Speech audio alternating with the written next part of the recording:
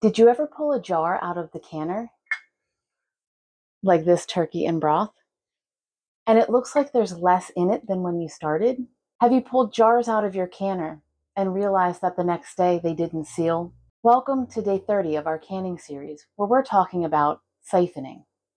Now, just because the product in your jar looks lower does not necessarily mean that siphoning occurred. Siphoning while canning occurs when there's a rapid temperature or pressure change.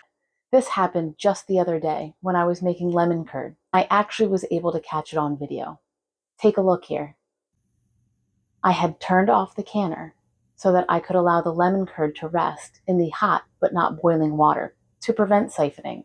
This is the first time that I really saw siphoning in action, and it shouldn't have happened. But sometimes the frustrating part is, it just does. I followed all the rules. I used the appropriate amount of headspace. I had my hot liquid going into my hot jar and put it in my hot canner. And sometimes it just happens. Fortunately, all of my jars of lemon curd sealed.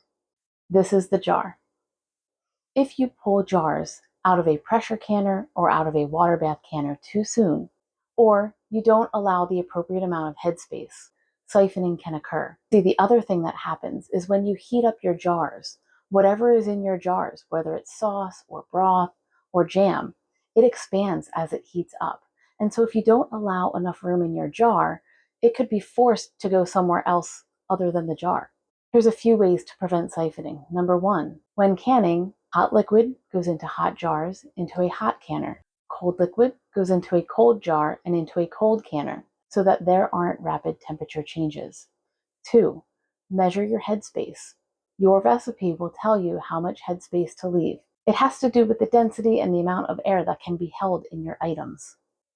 And when you're using your pressure canner, make sure that the pressure goes all the way to 0, and then let it sit another half hour or hour before you take those jars out. And if you're water bath canning, after the timer goes off for your rapid boil, take the lid off, turn off the heat, and allow your jars to rest in the hot but not boiling water for 5 minutes.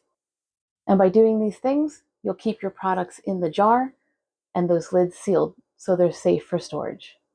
Happy canning!